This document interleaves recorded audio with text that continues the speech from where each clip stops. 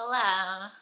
Estamos no 19º Veda, vlog todo dia em abril, em que eu faço um vídeo todos os dias desse mês, mostrando um pouco da minha rotina e proponho também um desafio de escrita criativa para mim e para quem quiser me acompanhar.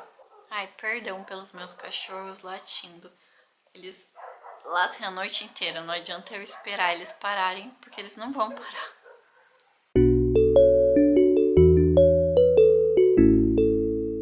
Mas enfim, como vocês viram no título, este é um vlog de leitura.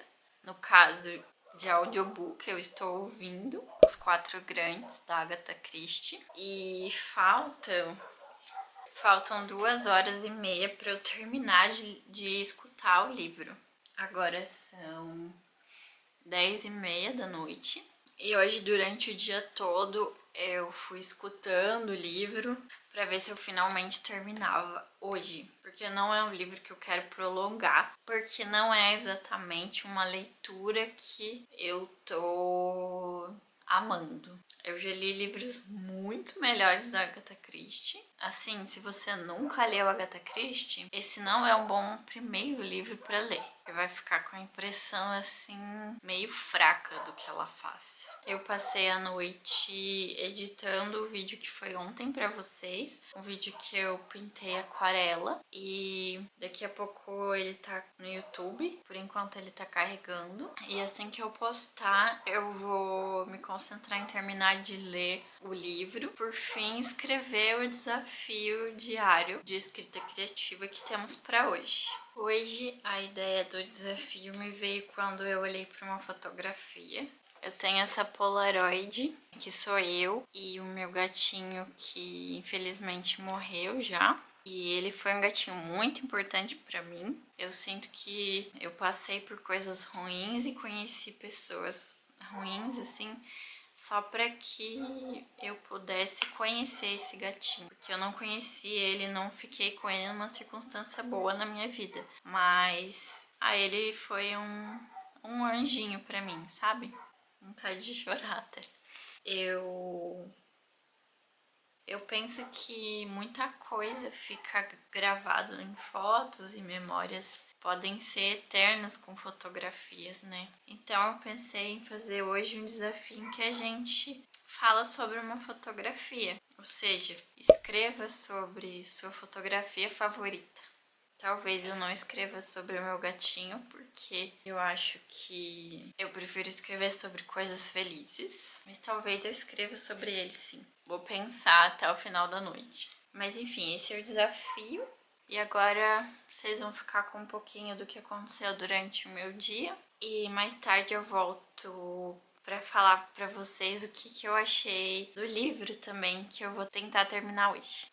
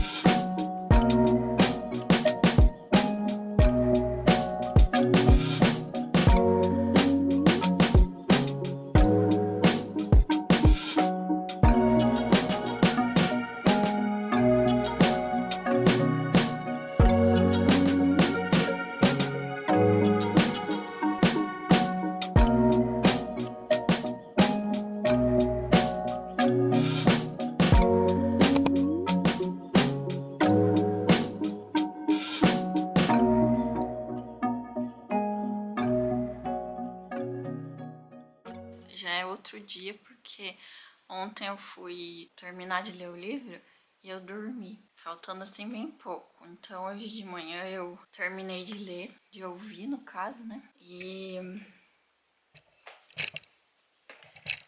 quero dizer o que eu achei sem spoilers. Como eu já tinha dito, se você nunca leu Agatha Christie antes, esse não é o primeiro livro que você deve ler. Os Quatro Grandes não representa, eu acho que muito bem, as qualidades de agarrar o leitor que a Agatha Christie tem. A escrita, como sempre, é boa e é simples. Acho que um dos detalhes da escrita da Agatha Christie é que, pelo menos na minha visão, é que ela dá mais importância à história. É tipo, a formular uma história complexa do que fazer uma escrita complexa. A escrita dela é muito simples, muito boa, mas muito simples, no sentido tipo de não guardar nada de novo, nada poético, nada que surpreenda o leitor em função de escrita. Mas é uma escrita que agrada, sim, que é muito bem pensada, muito bem feita. E eu acho que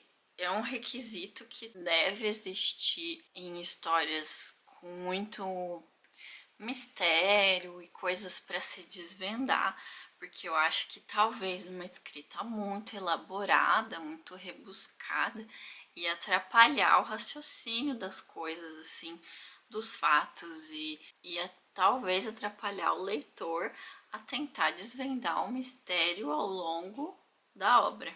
Vou falar das coisas que eu gostei e das coisas que eu não gostei no livro. Primeiro, das coisas que eu gostei. Não só nesse livro, mas nos livros que eu já li da Agatha Christie, eu acho que existe uma atmosfera muito gostosa, assim. Há histórias que têm mistério, assassinato, mas ao mesmo tempo são fofinhas.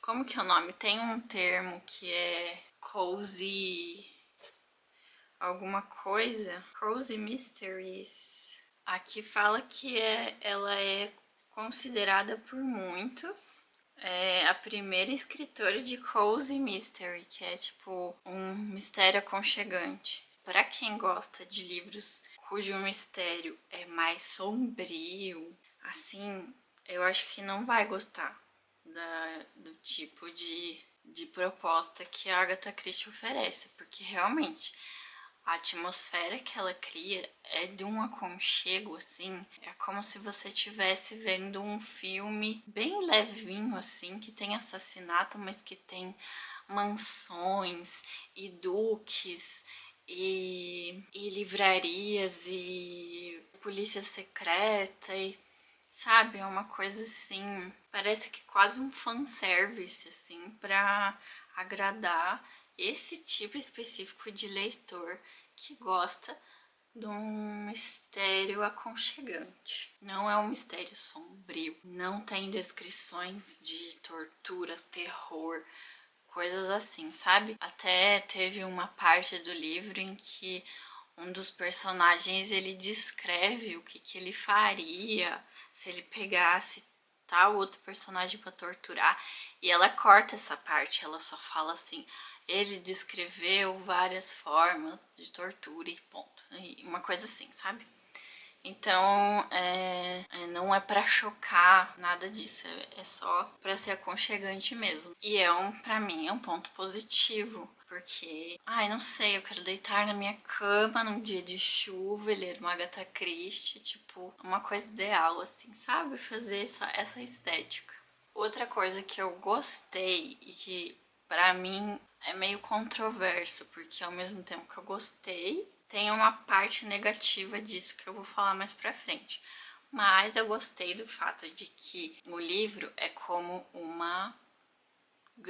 grande seriado. O que acontece é que são vários casos. Geralmente, Agatha Christie, ela faz um livro, um caso, mas esse é um livro e vários, eu não sei nem quantos são. 5, 6, 7. Eu até já esqueci os primeiros lá do primeiro livro, porque é bastante assim pra você. Eu que tenho memória ruim pra eu lembrar de tudo, não funciona pra mim. Se você se imaginar assistindo uma série enquanto você lê esse livro, faz um sentido, assim.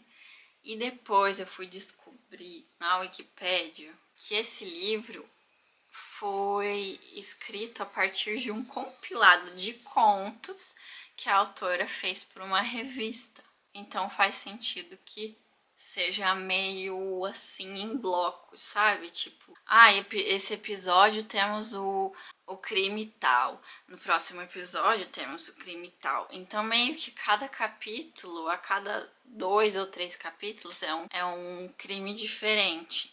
Mas esse crime tem a ver com um crime maior, que é essa sociedade secreta dos quatro grandes. Então todos eles estão interligados, sim. Não é como se fosse assim, tipo, um compilado de contos, bota tudo junto assim, fecha o livro e só. Não, ela costurou ali as histórias para que tudo tivesse um sentido geral. E eu achei isso de certa forma bem legal, assim, bem dinâmico, porque eu não tô acostumada a ler livros dela com tantos casos assim de uma vez só. Outra coisa que eu gostei muito que não tem a ver com o livro é com a narração do livro, que eu ouvi o audiobook pela Audible, que é um aplicativo de audiobooks da Amazon. E assim, que narração excelente. Eu vou até ver aqui o nome do narrador. O nome do narrador é Mauro Ramos. Eu não sei se ele é famoso,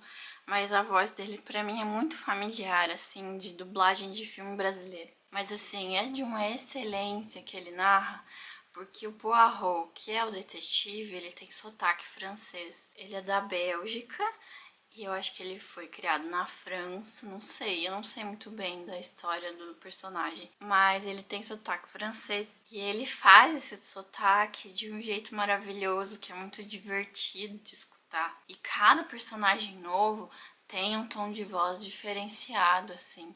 Eu gostei muito, assim, ajuda demais nessa atmosfera do livro. É excelente, assim. Eu acho que eu li até o fim esse livro só por causa da narração.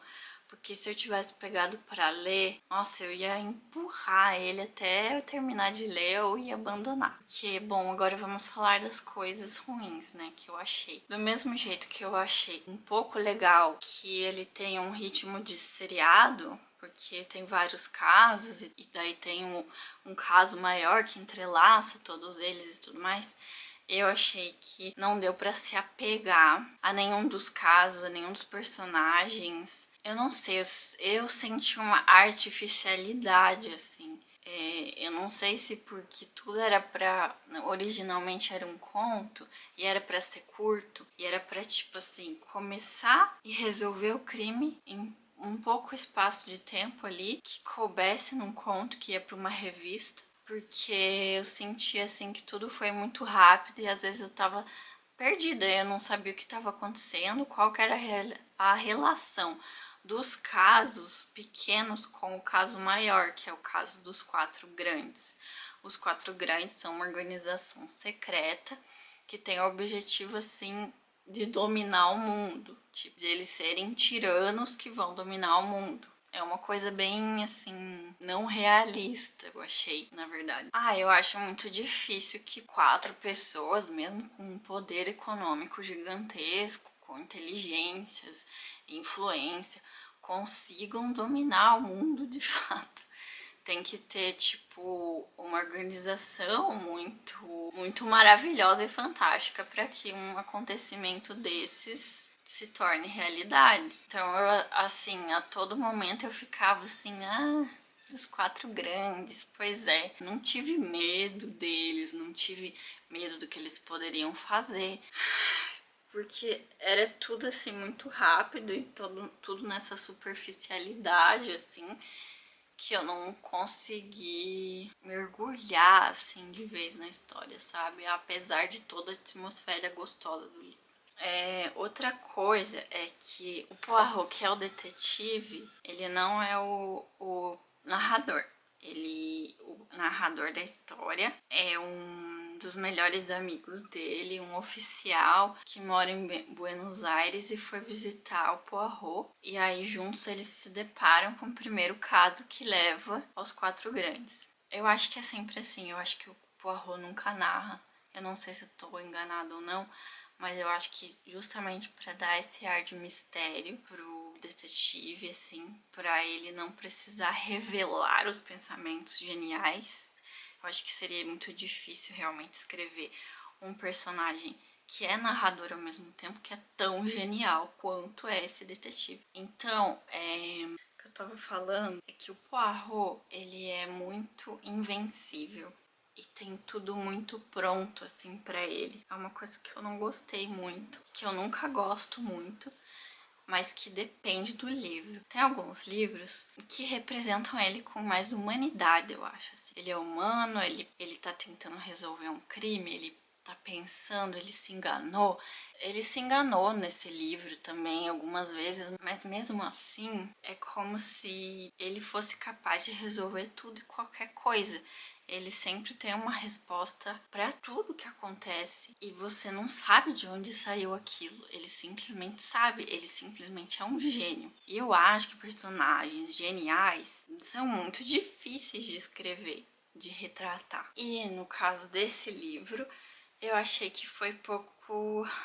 Ele foi pouco humano. Ele teve poucas dificuldades e quando acontecia alguma dificuldade, era de repente ele logo tava salvo, assim, ele logo se safava. Então, não sei, eu não gostei muito disso. E a última coisa, assim, principal, que eu acabei não gostando, mas que tem muito a ver com a época em que o livro foi publicado, foi em 1927. Assim, eu acho que tem muitos preconceitos infiltrados no ponto de vista, não sei se da autora ou do personagem principal, não saberia diferenciar, porque assim. Tem mesmo coisas machistas que eu percebi. E aí eu não sei se a autora, como mulher, queria retratar um homem machista de propósito, que é o narrador, ou se ela quis fazer isso com alguma ironia, o que eu acho que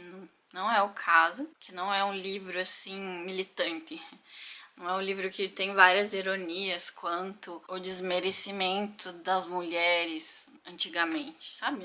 Não tem isso. Então eu acho que não é por ironia que ela tá fazendo um personagem machista. Ou se a própria autora tinha essa visão machista, porque é natural que muitas mulheres tenham ainda uma visão machista.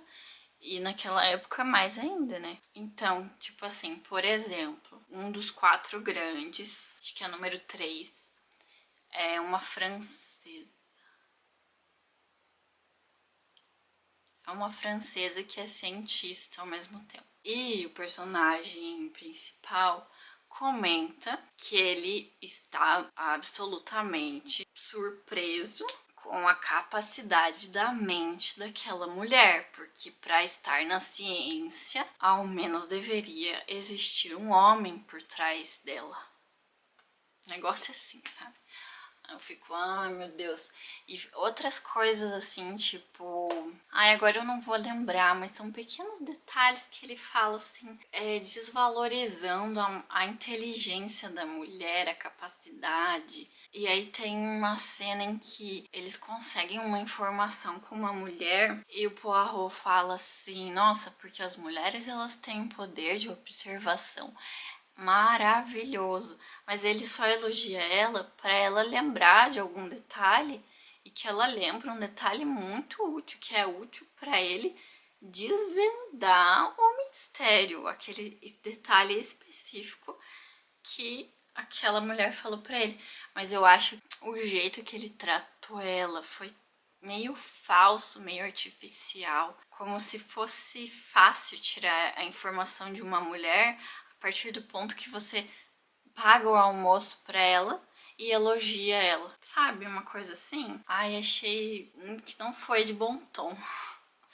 E além desses preconceitos que são machismos, eu vi preconceitos com orientais também, que a mente principal dos quatro grandes, desde o comecinho do livro, isso não é spoiler, é de um chinês.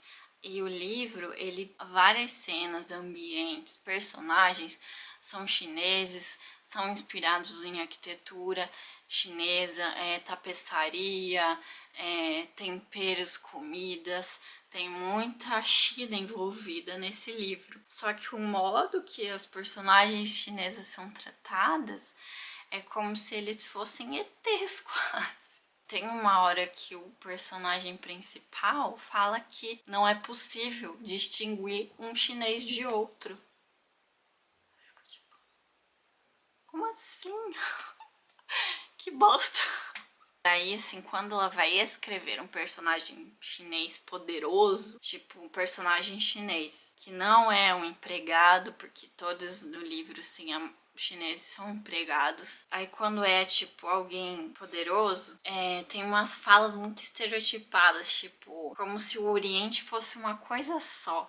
Tipo, o personagem principal, ele mostra lá uma coragem, ele não tem medo de morrer e tudo mais. Aí esse chinês poderoso fala: nós do Oriente apreciamos essa coragem. Tipo, como assim? Como assim uma pessoa tá falando por todo um Oriente, sabe? É como se o Oriente fosse uma coisa só e não tivesse diversidade, pessoas diferentes, crenças diferentes. Mas tá, é 1927. Eu imagino que essa noção que temos hoje estava muito distante das mentes de 1927. Mas mesmo assim, sabe? Eu acho que envelheceu como leite esse livro. Então, assim, recomendo a leitura? Não recomendo a leitura. Eu acho que você pode escolher um outro livro da Agatha Christie, mais divertido, menos estereotipado. Falam que foi o primeiro livro que ela fez uma trama internacional. E pode ser que ela não tinha muito conhecimento, mas eu acho que para ler hoje em 2024 não é um bom livro não. Talvez se você for escutar o audiobook pela narração vale a pena, porque o narrador é incrível. Então você se diverte com o personagem do Poirot, mas eu acho que você pode se divertir com esse personagem em outros livros. Cai o Pano é um livro excelente. Se eu não me engano, foi traduzido pela Clarice Lispector, então deve ter uma tradução excelente também. Faz muitos anos, foi o primeiro livro da Agatha Christie que eu li, Cai o Pano. Acho que eu devia ter uns 13, 14 anos. Lembro que eu gostei muito. Era o preferido da minha mãe. Minha mãe sempre me incentivou a ler Agatha Christie, porque ela lia quando ela era adolescente também. Então eu comecei pelo preferido da minha mãe. Aí depois eu li Assassinato no Expresso do Oriente, que é meu livro favorito da Agatha Christie. Que mais que eu gostei? Elefantes Não Se Esquecem, A Noite das Bruxas, que saiu um filme agora. O filme final não tem nada do que tem no livro. Tipo, foi realmente, acho que eles falaram, né? Foi tipo uma versão, não é bem uma adaptação. Foi tipo inspirado em Noite das Bruxas que surgiu o filme. Noite das Bruxas é o nome do filme também?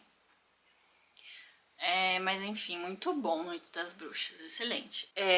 E também, além do Poirot, que é um detetive homem, tem também a detetive mulher, que tem muitos livros. Acho que é a Miss Marple, alguma coisa assim. Também acho que um que eu li que eu gostei muito foi A Mão Misteriosa, e não é com Poirot, é com essa detetive mulher. Enfim, tem excelentes livros para você começar a ler Agatha Christie. Esse não é um deles. E nem pra terminar, e nem pra nada. Não precisa ler. Quem sabe eu faça uma resenha mesmo com spoilers, pra você saber da história, mas não precisar ler o livro. Mas é isso. Agora o que falta pra terminar, finalizar o vídeo de hoje, é a escrita do nosso desafio de hoje sobre a nossa fotografia favorita. Eu vou fazer isso agora.